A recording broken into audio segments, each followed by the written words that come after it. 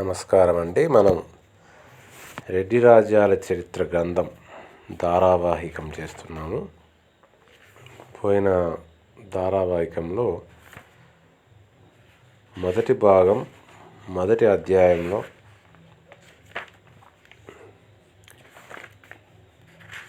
సాహిత్యంలో ముస్లిం చరిత్రలు ముగించాం. ఇప్పుడు పరంపరాగత కథలు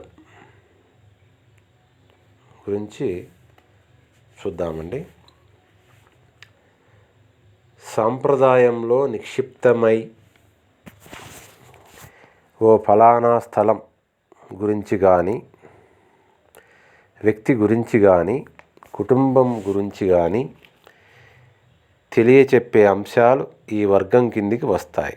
అవి గద్యంలోనేనా ఉండవచ్చు, పద్యంలోనేనా ఉండవచ్చు. వెలుగోటి వారి వంశచరిత్ర, చాటుకృతులు, మెకంజీ రాతప్రతులు, స్థానిక పత్రాలు, పూర్వ ప్రభువుల వంశ బిరుదావళులు లాంటివి ఈ వర్గీకరణలోకి వచ్చి చేరతాయి. వెలుగోటి వారి వంశచరిత్ర ఇది ఆధునిక రచన. వెలుగోటి వంశం గురించి తెలియచేస్తుంది. ఈ ప్రాచీన రేచర్ల వంశం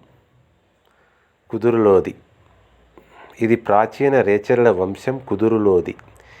దీన్ని వెల్లాల సదాశివ శాస్త్రి, అవధానం శేషశాస్త్రి అనే ఇద్దరు పండితులు రాశారు. ఇప్పటి వెంకటగిరి ప్రభువు పోషణలో వాళ్ళు ఉండేవాళ్ళు. ఈ ప్రభువు పైన చెప్పుకున్న వంశం వాడు. ప్రస్తుతం సజీవులై ఉన్న రేచర్ల వంశీకుల వారసుల ఆధీనంలో ఉన్న ఆస్థాన పత్రాలు, ఈ వంశానికి సంబంధించిన ప్రాచీన శాసనాలు, పద్య సంకలనం అయిన వెలుగోటి వారి వంశావళి ఈ గ్రంథ రచనకు ప్రధాన ఆధారాలు. అనుబంధాల్లో రేచర్ల నాయకుల ప్రాచీన శాసనాలు ఉన్నాయి. ఈ శాసనాలన్నీ చూసి రాసి పెట్టినవే గాని ఈ శిలా శాసనాల్ని చక్కని ముద్రాంకణం చేసి సరిగా సవరించి ప్రచురించే ప్రయత్నం ఏదీ జరగలేదు. ప్రాచీన అపోని అనుకుంటే ఈ కొద్ది పత్రాలు కూడా మనకి ఎక్కువ చారిత్రక సమాచారాన్ని అందించవు. అంచేత మనం వెలుగోటి వారి వంశ చరిత్ర మీద ఆధారపడాలి. ఇదొక పద్య సంకలనం. పూర్వం రోజుల్లో భట్టు రాజులనే వాళ్ళు రేచర్ల వంశం ప్రభువుల్ని కీర్తిస్తూ వాళ్ళ వీరోచిత కృత్యాల్ని, ధాతృత్వాల్ని సహజ రీతిలో అతిశయోక్తులతో నింపి కూర్చి గానం చేసిన కృతులు ఇవి. ఔచిత్యం గురించిన పట్టింపే ఉండదు. ఈ రకంగా రేచర్ల నాయకుల కీర్తిగానంలో సాంప్రదాయిక గాథలు, పద్యాలు తరతరానికి పెరిగి బహుజాగ్రత్తగా గ్రంథస్థం కావడం జరిగింది. ఓ చిన్న దుర్గం ఆధిపత్యంలో ఉన్న చిన్న నాయకుడు కూడా ఈ పద్యాల్లో ఓ మహారాజు స్థాయిని పొందేస్తాడు. సుమారు రాజ్యాధిపత్యం ఉన్న రాజు, ఈ చిన్న ప్రభువు ఒకే బాణిలో వందనాలు అందజేసుకుంటూ ఉంటారు. రేచర్ల నాయకులు ఓడించారనో, హతం చేశారనో ఈ పద్యాల్లో చెప్పిన చాలామంది ముఖ్యులు ఎవళ్ళైంది జాడే తెలియడం లేదు. రుజువుకు అందివచ్చే సమాచారం లేకపోవడంతో ఈ వంశావళిలో ప్రసక్తం అయిన వాస్తవాల్ని ఎలా ఉన్న వాటిని అలానే గ్రహించాలి. ఈ సామాగ్రిని యథేచ్ఛగా వాడుకుందుకు మరో ఆటంకం ఉంది.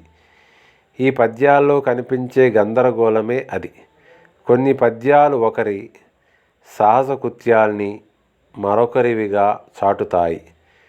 మరికొన్ని పద్యాలు అదే సాహస కృత్యాన్ని కొన్ని తరాల మీద అనేక మంది వ్యక్తులకు అంటగట్టేస్తాయి.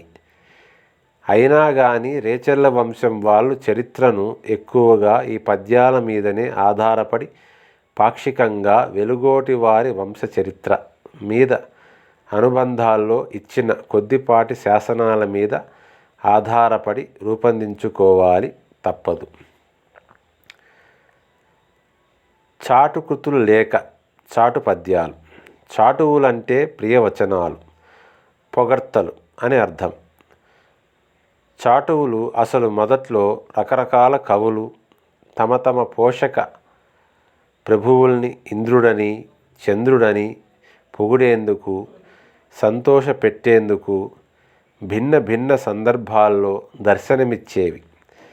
అలాంటి తెలుగు చాటువుల్ని కొంచెం జాగ్రత్తగా పరిశీలిస్తే గనక పూర్వంలో కవులు, గాయకులు తమ మనస్సుల్లోని భావాల్ని వెల్లడించేందుకు గాని ఒక వ్యక్తినో కుటుంబాన్నో పొగిడేందుకో తెగిడేందుకో గాని లేదా ఊరికే ఆయా ప్రదేశాల్ని వర్ణించడానికి గాని కూర్చి ఉంటారని అనుకోవచ్చు.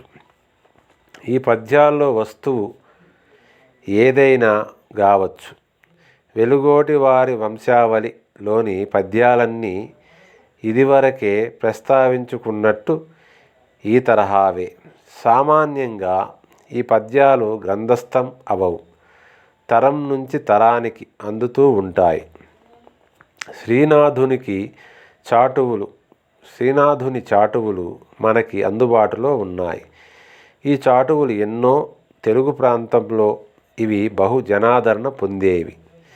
మధ్యయుగాల్లోని ఏ కవి ఇంతలా చాటువులకు ప్రసిద్ధి పొందలేదు. అతని భావనలో చాటువుకు ఏ విషయము అల్పము కాదు, చులకనైంది కాదు. ఎంత చవకబారు విషయం అయినా అతని చేతిలో పడితే బంగారం అయిపోతుంది. అతని పరుసవేది స్పర్శ అంతటిది. శ్రీనాథుడు ఎంతో విస్తృతంగా సంచరించాడు. ఎన్నో దేశాలు, రాజ్యాలు సందర్శించాడు. ఆనాటి జీవిత మహత్తర దృశ్యాన్ని అతని చాటువులు మనకి అందిస్తాయి. అతను తన యాత్రల్లో గమనించిన వాటినన్నిటినీ చాటువుల్లో పొదువుకున్నాడు. దేశ భౌగోళిక స్వరూపం, ప్రజల ఆచార వ్యవహారాలు, వాళ్ళ తిండి తీర్థాలు లాంటి ఎన్నో ఆసక్తికరమైన విషయాలు అతని పద్యాలకు పిండి. ఆంధ్రదేశంలోని అనేక గ్రామాల పరంపరాగత గాథలని, ప్రాచీన కాలం నాటి కొన్ని పాలక వంశాల వృత్తాంతాలని మెకంజీ రాత ప్రతులు నమోదు చేశాయి. అలాగే స్థానిక పత్రాలు నమోదు చేశాయి. అవి మద్రాస్ ప్రభుత్వ ప్రాచ్య రాత ప్రతుల లైబ్రరీలో ఉన్నాయి. ఈ సంకలనాలకి మెకంజీ పేరు పెట్టారు. ఆయన మహోత్కృష్టమైన వ్యక్తి. దాక్షిణాత్యులు, ముఖ్యంగా ఆంధ్ర ప్రజలు ఆయనకి ఎంతో రుణపడి ఉన్నారు. కర్నల్ కాలిన్ మెకంజీ ఇంగ్లీష్ ఆయన భారతదేశానికి వచ్చి 1782లో మద్రాస్ ఇంజనీర్స్లో చేరాడు. ఈస్ట్ ఇండియా కంపెనీ కొలువు చేస్తూ దక్షిణ భారతం అంతా పర్యటించాడు. అలా సంచారం చేస్తూ ఉండగా ఎన్నో దేవాలయాల్ని, అందం ఉట్టిపడే శిల్ప విన్యాసాన్ని చూశాడు. అంతకుముందు అలాంటి వాటిని చూసి ఎరుగడు. అలాగే ఏదో రాతలు ఉన్న రాళ్ళు చూశాడు. ఆ ప్రాంతంలో పరిపాటిగా ఉండని వాటిని చూశాడు. నిజానికి అతను ఎక్కడెక్కడికి వెళ్ళినా ఆయా ప్రదేశాలు కుతూహల కారకంగా కనిపించాయి. దాంతో ఈ గడ్డ విచిత్రాలు పరిచయం చేసే మనిషి కోసం ఒక ప్రతిభావంతుడైన యువ బ్రాహ్మణుడు తటస్థపడడంతో ఆయన కోరిక ఫలించింది. అతనే కావలి వెంకట బొర్రయ్య. పశ్చిమ గోదావరి జిల్లా ఏలూరు వాసి. మెకంజీ తన ఖర్చుతోనే అతన్ని నియమించుకున్నాడు. ఈ దేశంలో కనిపించే వింత శాసనాల్ని చదివి వాటిలో ఉన్న విషయాన్ని తెలియజేసి భాష, సాహిత్యం, అక్కడి ప్రజల మతం వగైరా విశేషాల్ని అందించడం ఆ యువకుడి పని. బొర్ర మలిదశ నాటి శాసనాలనేగాక సంస్కృతం, హళే కన్నడ భాషల్లో ఉన్న తొలిదశ నాటి శాసనాలని చదవగలగడంలో నైపుణ్యం సంపాదించాడు. ఈ శాసనాలేవో అంతుబట్టవని, ఏనాడో మానవాతీతులెవరో గిలికినవని అందరూ భావించే రోజుల్లో ఇలాంటి అద్భుత కృషి ఆయన మేధా సంపత్తి ఎంతటిదో తెలియచేస్తుంది. నిస్సందేహంగా ఆయనే భారతదేశ తొలి శిలాశాసన పఠిత. ప్రాచీన శిలాశాసనాల మర్మాన్ని విజయవంతంగా శోధించిన మహనీయుడు. భారత విజ్ఞాన ద్వారంతో నా పరిచయానికి మొదటి అడుగు దేశీయుడు, బ్రాహ్మణుడు అయిన సివి బొర్రయ్యతో కలయిక. అప్పట్లో అతను పడుచువాడు, సూక్ష్మగ్రాహి, సౌమ్యుడు, అన్ని రకాల మనుషుల్ని కూడగట్టుకొని పోగల మృదు స్వభావి. తన పనికి సానుకూల పడేటట్టు అన్ని తెగల వాళ్ళని, శాఖల వాళ్ళని సమన్వయీకరించగలిగినవాడు. నాకా ఈ భాషలు ఏవీ తెలియవు. అంచేత నేను ఎంతో కాలంగా సాధించాలనుకున్నదాన్ని సాధించడం జరుగుతోంది అంటే ఈ మేధావి అందించిన ప్రోత్సాహ సహకారాలే కారణం. శ్రీరంగపట్టణం స్వాధీనపరుచుకున్నాక మాలో ఎవళ్ళు ఆ ఒక్క కన్నడాన్నే చదవలేకపోయారు. ఇవాళ మనకి ఆధునిక భాషల నుంచేగాక మరింత గూఢంగా నేను దాదాపు చెప్పినట్టు మరుగున పోయి ఉన్న శాసనాల అక్షరాలని కన్నడంలోనూ తమిళంలోనూ అనువాదాలు ఉన్నాయి. ఇక సంస్కృతం నుంచి సరే. వీటి గురించి భారతదేశంలో నేను గడిపిన తొలి సంవత్సరాలలో ఏమీ నాకు తెలియకపోయేది. దివంగతుడైన బొర్రయ్య ప్రజ్ఞా వైదుష్యాలు అందుబాటులోకి వచ్చిన క్షణం నుంచి హిందూ జ్ఞానంలో నూతన గవాక్షాలు తెరుచుకున్నాయి. నా దురదృష్టం అతను చిన్నతనంలోనే పోవడం. అయినా అతని మార్గదర్శకత్వాన్ని, బోధనల్ని అతని తోటి వాళ్ళు, శిష్యులు సంతోషంగా అనుసరించారు. ఈ మార్గంలో ఒక నూతన వ్యవస్థ క్రమేపీ రూపొందింది. యావత్ ప్రాంత పరిశీలన విజయవంతంగా అనుసరణీయం అవుతోంది. మెకంజీ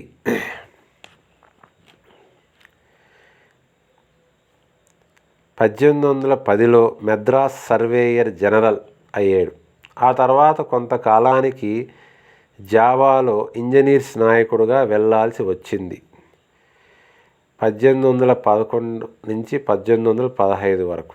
ఆయన 1816లో సర్వేయర్ జనరల్గా యావత్ భారతావనికి నియమితుడయ్యాడు. 1821లో కలకత్తా సమీపంలో కన్నుమూశాడు.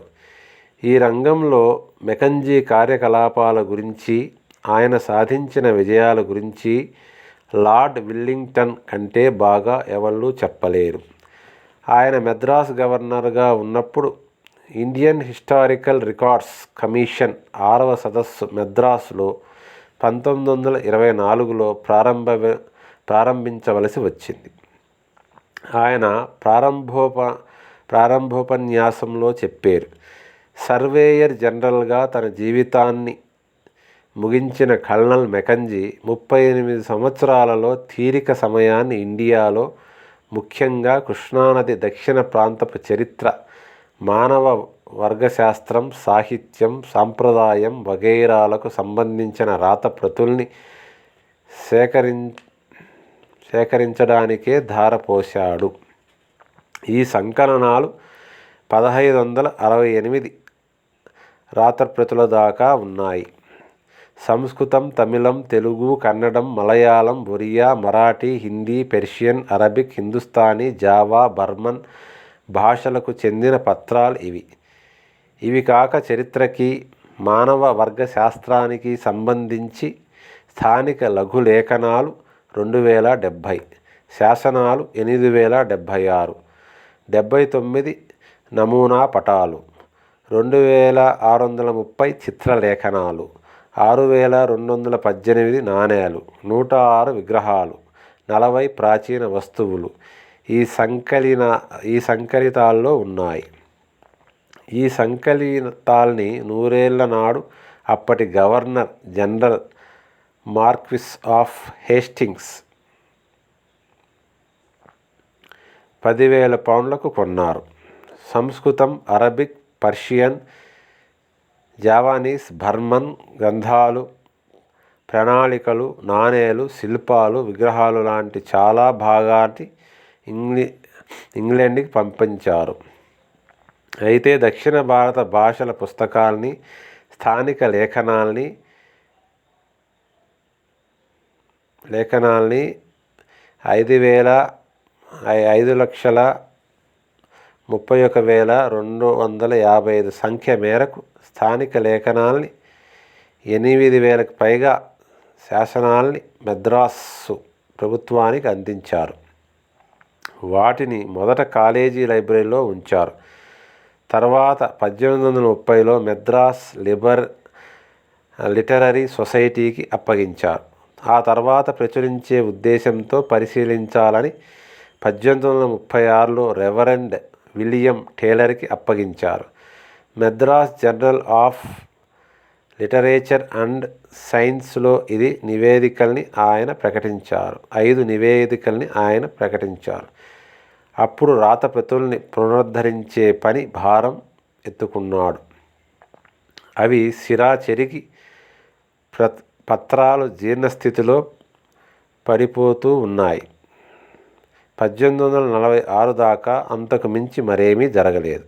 అప్పుడు వాటిని తిరిగి కాలేజీ లైబ్రరీకి అప్పజెప్పారు. ఆ తర్వాత 40 ఏళ్లకి ఈ గవర్నమెంట్ ఓరియంటల్ మ్యాన్స్క్రిప్ట్ లైబ్రరీకి ఈ సంచయాల్ని బదలాయించారు.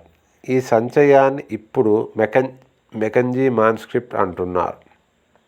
ఆ తర్వాత కొంతకాలానికి తెలుగు భాషకు మాటలతో వర్ణించలేనంత సేవ చేసిన సిపి బ్రౌన్ ఈ రాతప్రతుల్ని తిరిగి ప్రతులు రాయించి సంపుటాలు చేయించాడు. వాటిని ఇప్పుడు స్థానిక రికార్డులు లేక కైఫియత్లు అంటున్నారు. మన ప్రాచీన చరిత్రను పునర్నిర్మించుకోవడానికి ఆధారాలుగా ఉండేవి గుడికట్టు లెక్క, దాని వివరణాత్మక సంపుటి దండకవిల, ఈ 2 గ్రామ సీమల పద్దు పుస్తకాలు. ఇవి రాజవంశం, నాయక బిరుదావళులు, ప్రాచీన చరిత్ర తిరిగి రూపొందించడానికి ఆధారాలుగా ప్రాముఖ్యం ఉన్నవి. ఈ పద్దు పుస్తకాలు తరతరాల సంచితాలు. గ్రామం, సీమలకు సంబంధించిన పాలనాపర వివరాల్ని నిండుగా అందిస్తాయి. గ్రామ సేవలు, దేవాలయాలు, వ్యవసాయం, నీటిపారుదల, చేతివృత్తులు లాంటి వాటన్నింటికో వీటి వివరాలు ఉంటాయి. సీమపద్దు పుస్తకాలకు సంబంధించి కొండవీటి సీమ దండ కవిలే మంచి ఉదాహరణ. కవిలే అంటే పద్దు పుస్తకం. దండ అనే మాట దండు అనే మాటకు అపభ్రంశం అయి ఉండవచ్చు. దండు అంటే సైన్యం, పటాలం అని అర్థం. ఈ పేర్లను బట్టి చూసినట్లయితే దండ కవిలే అనేది ఒరిస్సా గజపతుల పాలన నుంచి మాత్రమే వ్యవహారంలో ఉన్నట్టు తెలుస్తోంది. వాళ్ళు దేశాన్ని సైనిక పాలనా విభాగాలుగా చేశారు. వాటిని దండుపాడులు అన్నారు. ఆ విభాగాలలో కొండవీడు దండుపాడు ఒకటి. అవి గజపతుల కాలం నుంచే వ్యవహారంలోకి వచ్చినప్పటికీ అంతకు పూర్వం పద్దు పుస్తకాలలో ఉన్న సమాచారం అంతా వాటిలో ఉంటుంది. ఏమంటే గజపతుల కాలానికి ముందు నుంచి ఉన్న సీమల పద్దుల సమాచారం కూడా అవి అందిస్తున్నాయి. ఇక బిరుదావళి విషయానికి వస్తే అందుగల వెంకన్న రాసిన తెలుగు కృతి రామరాజీయం చక్కని ఉదాహరణ. 15వ శతాబ్ది వాడైన విన్నకోట పెద్దన తన కావ్యాలంకార చూడామణిలో బిరుదావళిని బిరుద ప్రబంధం అన్నాడు. వరంగల్ కాకతీయ ప్రతాపరుద్రుడి కింద కొలువు చేసిన 75 నాయకుల బిరుదావళి ఉన్న ఒక తెలుగు రాత ప్రతి ఓరియంటల్ మ్యాన్స్క్రిప్ట్ లైబ్రరీలో ఉంది. ఇవి రెడ్డి రాజుల చరిత్ర పునర్నిర్మాణానికి ఆధారాలు.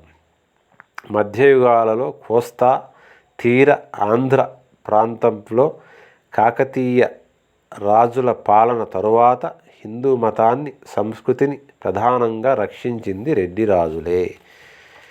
ఇంతటితో ఈ భాగం ముగిస్తున్నాను. వచ్చే భాగంలో అధ్యాయం 2